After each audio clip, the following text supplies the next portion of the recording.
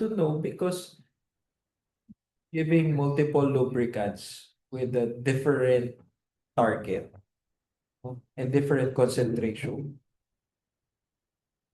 hindi naman po pwede na bigay lang tayo ng bigay without the science behind lubrication. So, 0.4. point 0.4. 0.4. For how long was the patient maintained on this medication? Chronically, Doc, parang mga 3 months, Doc. And considering that the tear breakup time is still 0, na nakasustain na siya, preserve, hyalo Halogen. gel, which is hyaluronic acid 0.4, non-preservative free. Do you think it is prudent to shift or add more medications or later on? I'll explain naman later on. Kasi you have to look ano yung binibigay nyo sa pasyente. Is it improving the symptoms? And then at the same time, your vision is malala talaga, 2160. Can that be explained by the physical examination finding? No.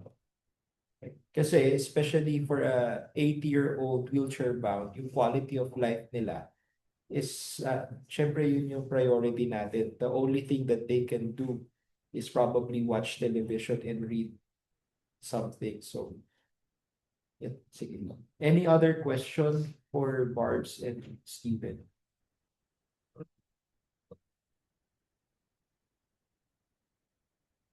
Galit nyo nga sa picture. The other stern. So yung right eye may mga corneal scars with it. Minimal lang, Doc. That's compared to the left. Pero if you look at the photograph on the lower right, on the left eye, yung anterior chamber niya, parang malinaw naman yung cornea niya. Is this day photograph? Same day photograph, Doc. Kasi if I look at that cornea on yung nasa baba ng picture, that doesn't explain like Counting fingers. Counting fingers. Diba? Yes.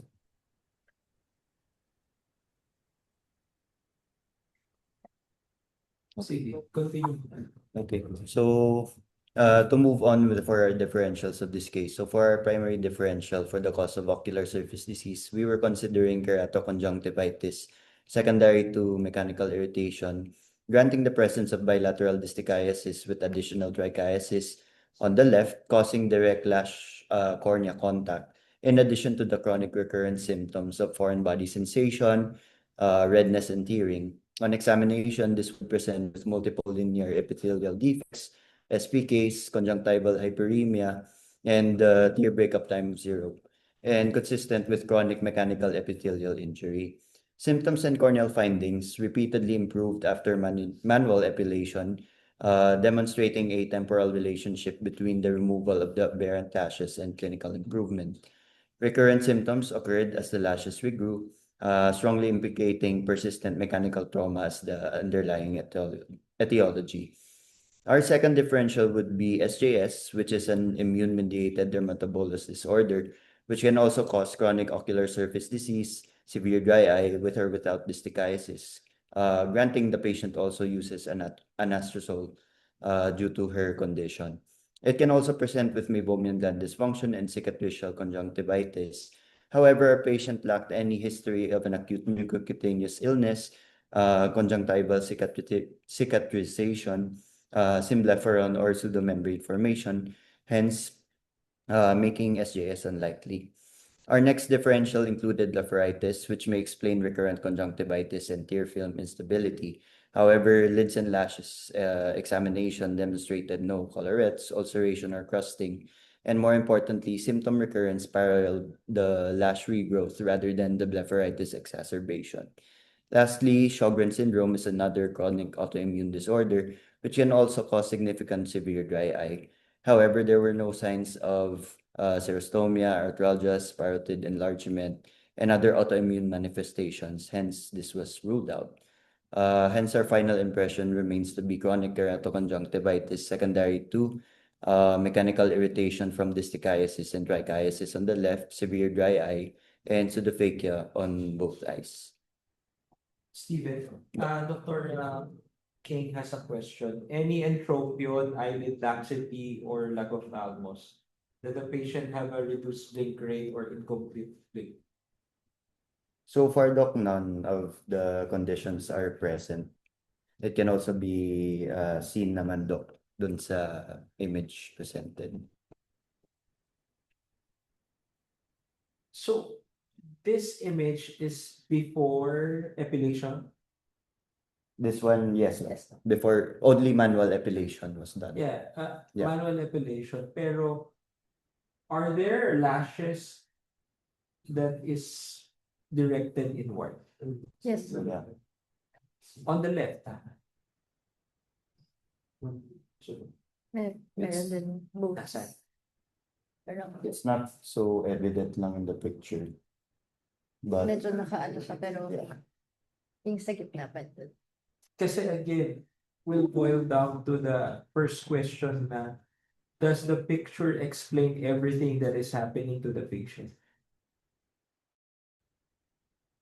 but you can see also, Doc, may mga nag-grow na din sa may lid margin. May Sa another lower. row na. There's another row also. Yeah, absolutely. So wala tayong eyelid abnormality. How about blink abnormality? No blink abnormalities dito.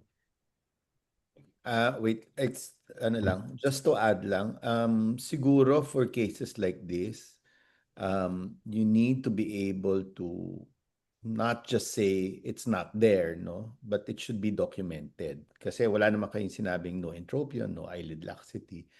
Sinasabi nyo lang pag tinanong na. So, in cases like this, kailangan meron kayong finding, no, negative finding, which means dapat ginawa nyo at dinocument nyo. No? So kasi kung hindi nyo minention, it didn't seem like ginawa nyo. Okay? So Dr. Vicky has a question. Was Shermer test done or any other tests for dry eye or clear surface? I think at this time, Doc, Shermer was not done. For this. Not that. Only tear breakup Only time. tear breakup time Corneal and the staining. corneal staining. I think it's better to also do Shermers as part of the dry eye workup. Yes. Kasi minsan, iniisip natin, evaporative dry eye lang. But it could be mixed. So always do your Shermers pag moderate to severe dry eye. Yes, Doc. We'll note of that, Doc. Thank you. All right. So to proceed, management was focused on eliminating the source of trauma while optimizing the ocular surface. So the patient was referred for definitive electroablation. Meanwhile, aggressive lubrication and treatment of active ocular surface inflammation were continued. So Which when you say aggressive, what did you Yeah. do? I'll be explaining the course Doc, Okay, sir. afterwards. So initially, the patient underwent manual epilation with lubricants, and nearly a week after, the patient subsequently complained of eyelid inflammation, hence was treated for concurrent blepharitis. Importantly, due to the repeated occurrence of the symptoms, she finally agreed to have electroepilation done, hence referral to PLO service. So upon doing the epilation, the images shown here. So the patient tolerated the procedure well, and these are the pre-op and post-op images of the patient. Okay. So I'll be So how does the how do you perform the electroepilation? Para lang alam din ng mga so consultant natin. electroepilation was done using a gauge 27 needle, and then this with the use of cautery, this would be pointed to the needle of that said gauge, and Para then conduction, via conduction. via Kasi conduction. the usual electroepilation would have its own probe. So the technique that we're doing by our consultant is gauge 27 and then conduction ng cautery to terminate the bulb. Bulb. So you have to specify what kind of cautery. Is it monopolar, bipolar? Anong It klaseng was cautery? monopolar daw na cautery. Ano yan? Yung eraser tip na cautery? No, Doc. The regular lang na cautery tip. Parang regular cautery tip. Yung pang Yeah, surgery. the pang surgery, Doc. Pang GS. Yeah.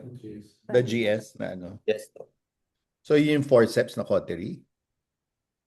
Actually, Doc, ang ginagawa nila is pinapadaan lang yung kuryente dun sa needle. Sa So I needle. don't think it will matter if it is forceps or Yeah. Hindi, kasi nga, in order for the electricity the cautery to run, you need to have two leads, di ba? So, the eraser tip kasi the two leads are already in the tip, no? And then pag forceps, dalawa yung tip mo, no? Tapos yung monopolar ay yung ano naman yung cautery naman ng surgery, naglalagay ka ng ground sa paa, di ba? Yun. Yeah. Yes, so That's the one, Doc. Naglagay No, kayo sa pa. leg. Yeah. Okay, sige. Maybe next time when you describe it, when you discuss it, you describe the procedure and the details of the procedure. Okay, Doc. Well done. So, because it's also a learning process for the consultant. No? yes, Kasi Doc.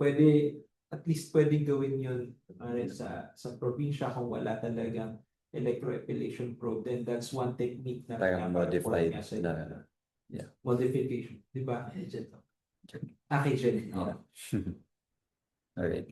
So, before proceeding to the next course, I'll just be discussing a bit on distichiasis.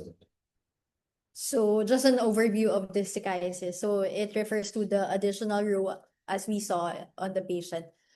This is an additional row of eyelashes arising from the meibomian gland of orifices along the posterior lid margin. So instead of the normal anterior lash line. So although it may be congenital, acquired distichiasis is far more common and results from chronic inflammation or cicatrization of the posterior lid margin.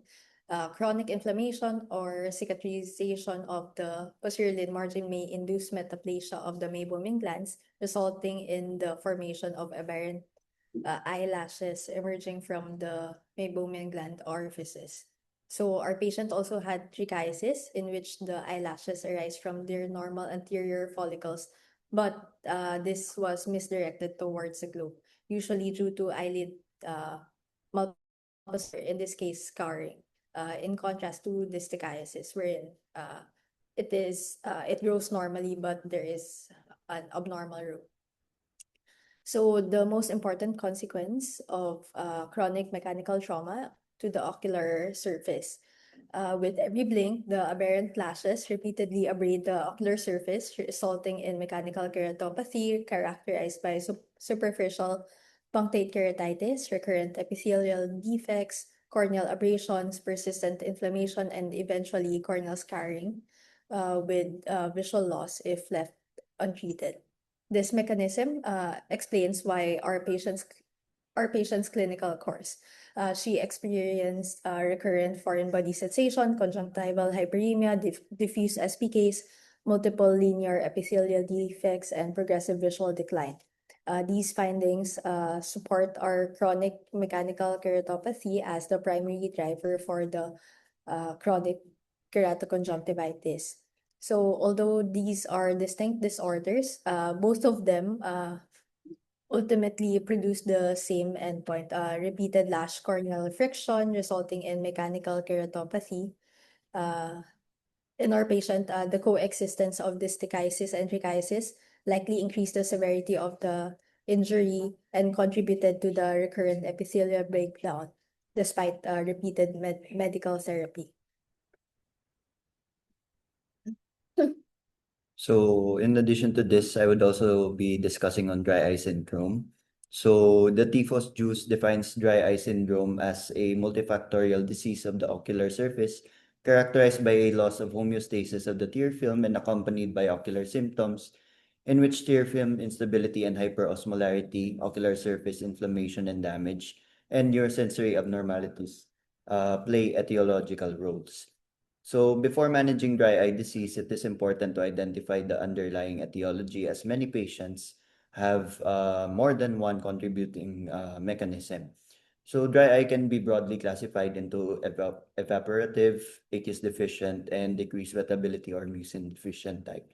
So for evaporative dry eye, common causes include meibomian gland dysfunction, eyelid abnormalities such as distichiasis or trichiasis in this case, reduced blink rate, certain medications, contact lens wear, preservatives, and topical medications, as well as environmental factors. For the mucin deficient dry eye, this occurs when the ocular surface loses its ability to maintain a stable tear film. So some causes would include SJS, ocular cicatricial pemphigoid, chronic blepharitis, vitamin A deficiency, contact lens wear, or meibomian gland dysfunction still. Lastly, aqueous deficient dry eye results from reduced lacrimal gland function and may be Sjogren syndrome related or non-Sjogren, such as lacrimal gland dysfunction, duct obstruction, reflex hyposecretion, or medication induced. Importantly, most patients have mixed mechanism dry eye, so identifying all contributing factors is essential to guide targeted therapy. So this figure demonstrates the diagnostic algorithm for dry eye disease. So the evaluation begins by determining whether the patient is symptomatic or symptomatic, followed by assessment for clinical signs of ocular surface disease. So if both symptoms and signs are present, triaging questions can help determine whether the findings are truly due to dry eye or another ocular surface disorder, requiring separate evaluation. So once dry eye disease is confirmed, the next step is to identify the predominant subtype, which I mentioned earlier, since treatment should target the underlying mechanism rather than the symptom alone. So this slide demonstrates the different fluorescent tear breakup patterns, which can provide insight into the underlying mechanism of dry eye disease. So an area break suggests severe aqueous tear deficiency, while a spot break is more consistent with decreased ocular surface wettability. A line break indicates mild to moderate aqueous deficiency, whereas a dimple break suggests mild to moderate decreased wettability. Finally, a random breakup pattern is characteristic of increased tear evaporation, which may be seen in meibomian gland dysfunction or lid abnormalities. This slide illustrates the tear film-oriented therapy approach, which emphasizes treating the specific layer of the tear film that is dysfunctional. So for abnormalities of the lipid layer, management includes warm compress, lid hygiene, and therapies that improve meibomian gland dysfunction to reduce tear evaporation. So when the aqueous layer is deficient, treatment focuses on tear supplementation with artificial tears, sodium hyaluronate, secretagogues such as diquafosol, and punctal occlusion when appropriate. And for dysfunction of the mucin layer and the ocular surface epithelium, agents such as ribamipide and diquafosol enhance mucin production and promote epithelial healing. Finally, when ocular surface inflammation perpetuates dry eye disease, topical immunomodulators such as cyclosporin play an important role by suppressing the T-cell mediated inflammation, increasing tear production, and restoring tear film homeostasis over the long term. And this is taken from the Philippine Cornea Society recommendations for the management of dry eye disease using a stepwise mechanism-based approach. So initial treatment begins with ocular lubricants with preservative-free formulations, preferred in patients requiring frequent installation to minimize preservative-induced ocular surface toxicity. So if there is evidence of ocular surface inflammation, such as corneal staining or persistent symptoms despite lubrication, a short course of topical steroids may be used to rapidly suppress inflammation. And for long-term control of inflammation, topical immunomodulators, which I mentioned earlier, are recommended as they address the underlying inflammatory process. So next, we'll also discuss keratoconjunctivitis. So in our patients, several findings support this diagnosis. So first, the patient had foreign body sensation, tearing, conjunctival redness on slit lamp examination. We noted conjunctival hyperemia, diffuse SPKs, and multiple linear epithelial defects, confirming simultaneous involvement of the conjunctiva and corneal epithelium. Importantly, the epithelial defects were linear rather than random, following the direction of the aberrant eyelashes. So this pattern is highly suggestive of mechanical keratopathy, in which repeated friction from the eyelashes disrupt the corneal epithelium with every blink. The relapsing course further supports this. The patient's symptoms repeatedly improves after manual epilation, but recurred as the lashes grew.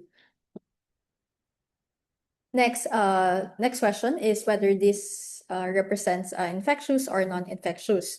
So in this case, several features favor an inflammatory process that is sterile. So firstly, the patient had a prolonged 2-year course, which is atypical for untreated bacterial keratitis. Secondly, there was no noted purulent discharge, focal corneal infiltrate, or stromal suppuration. Instead, the most striking finding was the presence of the linear epithelial defects. Finally, the patient's symptoms consistently improve after the epilation. Taken together, these findings are most consistent with chronic non-infectious mechanical keratoconjunctivitis secondary to the mechanical keratopathy. Next question is what perpetuated the inflammation? So in this patient, there are 2 major contributors that we found. The first one is the distichiasis with trichiasis, which produced the mechanical trauma with every blink. Second was the severe dry eye disease, in which the tear film instability and epithelial compromise increased the surface friction, reduced the cornea's ability to withstand mechanical stress, and delay the healing. So this 2 conditions created a vicious cycle of chronic mechanical keratopathy. So management for this patient was directed at breaking the cycle by addressing both the acute ocular surface injury and the underlying mechanical cause. So because the patient had persistent epithelial defects with a history of recurrent corneal abrasions and repeated manual epilation, topical moxifloxacin was initiated. This was prophylactic rather than therapeutic, as there were no signs of infectious cause. At the same time, a short course of steroids of dexamethasone was prescribed to control the inflammatory response from the repeated epithelial injury from mechanical trauma, which activated the inflammatory cytokines, leukocyte recruitment, perpetuating conjunctival hyperemia, pain, and delayed healing. So once the epithelial defects had substantially healed and the acute inflammatory process was controlled, therapy was transitioned, which we called bridging therapy, to cyclosporine. Unlike steroids, cyclosporine is not intended for rapid symptom relief, but a long-term immunomodulation by inhibiting the calcineurin-dependent T cell activation, reducing chronic ocular surface inflammation, improving goblet cell function, enhancing tear film instability, and promoting sustained epithelial health.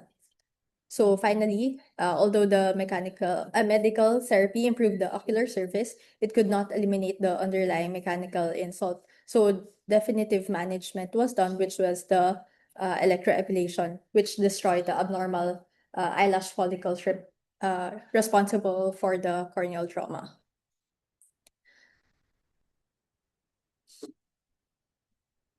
So for this patient, following the electroepilation, management was focused on the ocular surface. Just a short preview of the course. The patient was started on antibiotics and steroids with intensive lubrication and carbomergel. Provide preservative-free lubrication. Yes. So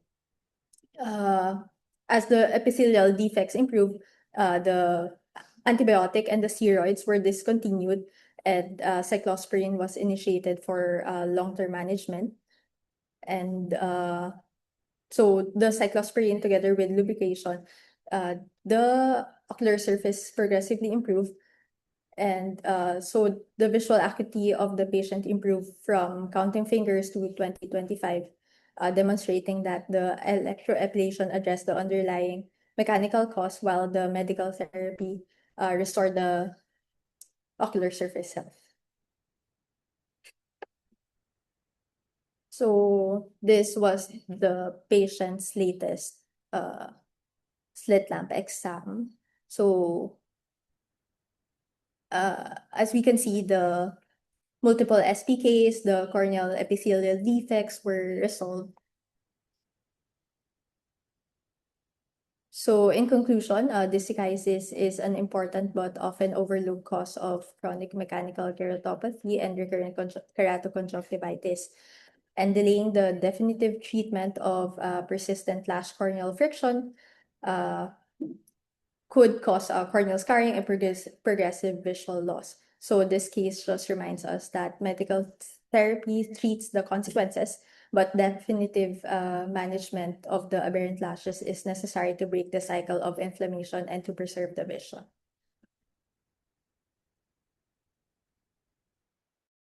Thank you. You, Bart and Steven. Any question for the two presenters?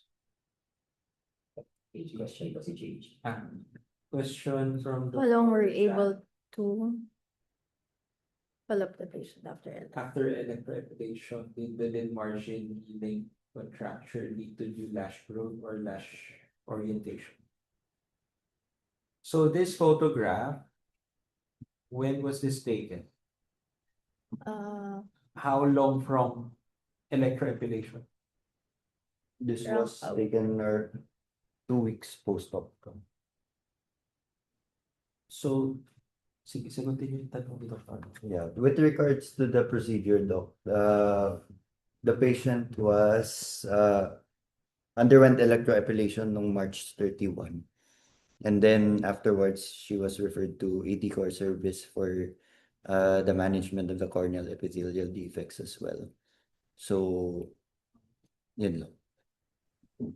Yeah, lid margin can be inflamed days to a couple of weeks after the epilation. Did you observe that?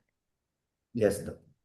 Yeah, so sometimes after 3 months, you can still see some contracture, no? Sometimes. So I was just wondering, you have to follow up the patient pa rin, no? Noted po, doc. Will do. Dr. Manggubat. Dr. Manggubat has a question. Yes, sorry, I was late, no? My question is, what was the cause of the distichiasis? Was it the corneal conjunctival problem, or was it the other way around, causing the inflammation or the tearing? Which came first, the distichiasis or the keratoconjunctival problem? The distichiasis, doc, was first. And then Okay, eventually... what was the cause of the distichiasis? Sorry, I was late. How old was the patient? The patient is 82-year-old, doc. 52? 82, Doc. 82. Okay. Yes. So, there are no history of taking medication before the eye problem. I'm considering Multiple. Johnson because there's that can cause chronic inflammation that can cause the distichiasis. Sorry, I'm So, late. I just got in when it's you were okay. discussing treatment. Yeah. Yes, Doc. So the patient has multiple comorbidities, Doc. You can see here in this slide, medyo madami siyang medications, Doc, na ininom. Uh-huh. So, okay, there was no history that after taking those medicines, nagkaroon ng ocular congestions like that? None? So far, wala naman. Wala naman. Okay.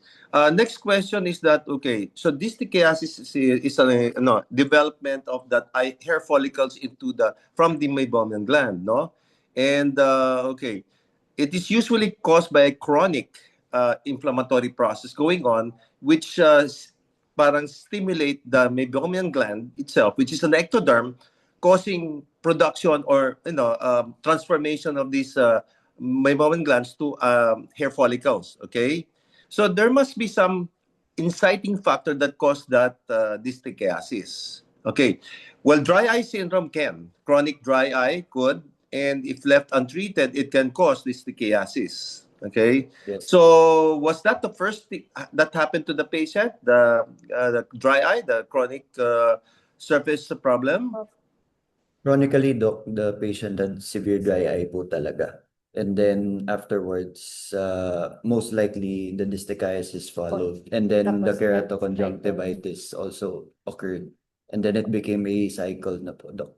Oh yeah, that's a vicious cycle na. Okay. So it's ang importante dito is that you have to catch the severe dry eye early and treat it early, especially if it's too severe. You have to put or give the patient steroids to prevent scarring and chronic inflammation that can cause or lead to this distichiasis. Okay.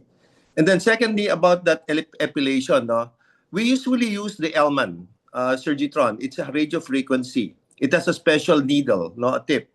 It's actually shielded. Yung the tip is now the one that's not shielded, meaning to say you direct the tip of that needle into the hair follicle, which is about 1 to 2 millimeters deep. Okay, so you preserve the other neighboring hair follicles, cause that will prevent scarring. Remember, epilation has also some problems. So it causes scarring, especially in the posterior lamellae, and it can cause trichiasis. Okay, so you have to be careful. You have to have a very low energy of that. Did you use the Elman Surgitron, the radio frequency, or the usual Valilab, the monopolar? The usual Valilab lang po, Doc. How strong was the energy that was delivered?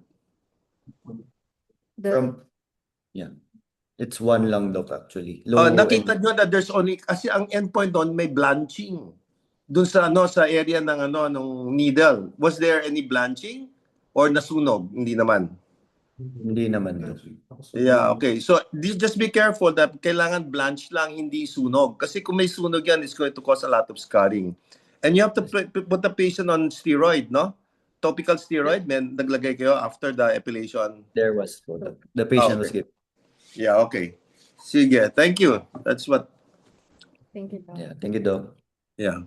May I add, the reason we prefer the RF ablations because there's no collateral damage to surrounding tissues. So, yun lang, no? I think we have that, di ba, Dr. Boyet? We have an Elman. I don't know right now, no, kasi I usually bring my own. I don't know kung meron pa tayo. Before I used to, meron yata before. I don't know right now. Yeah, okay. I don't know if the other consultants of the PLO has been using the Elman in the OR. Before. Yeah, before, yeah. Yeah. Thank you.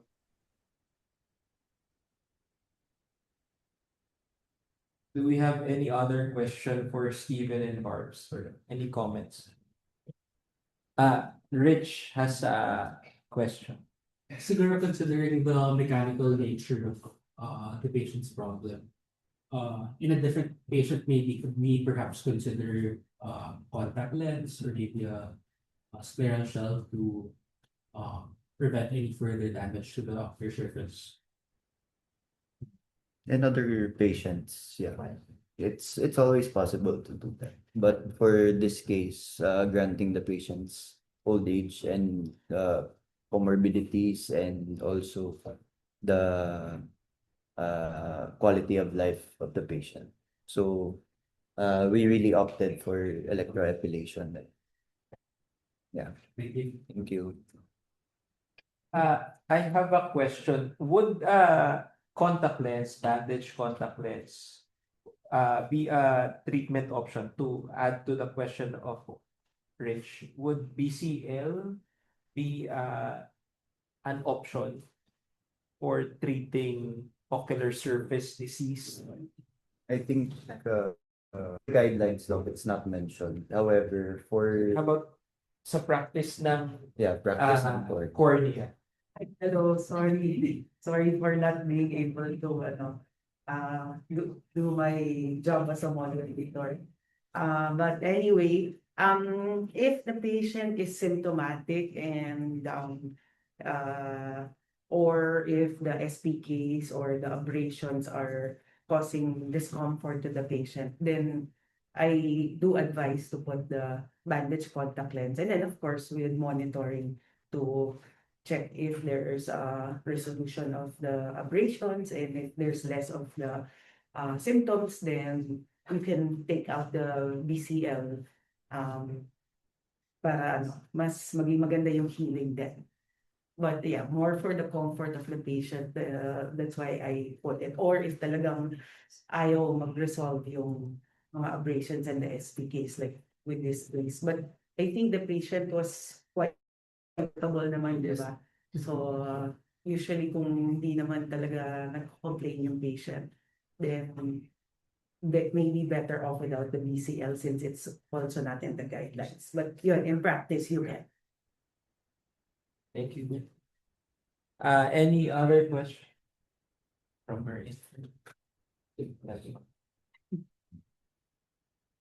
So, thank you, Stephen and Barbs, for the presentation and for sharing the case. Thank you as well to all our consultants who gave their opinion and suggestions po. Dr. Mala. Thank you very much, everyone. No, just some good news. Just we're happy to announce that as of last month, ophthalmology was now the highest census in the operating room. So congratulations to all the consultants and residents of the department. No, first time yata tayong nag-number 1 in the operating room. We're number 2 in revenue, if I'm not mistaken, but number 1 in census. This has a lot to do with the increase in the number of cataract surgeries that we have been doing, possibly because of the increased PhilHealth benefits.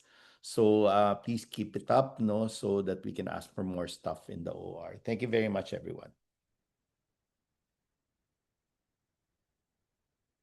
No more announcements. Thank you very much and have a great weekend, everyone. Thank you.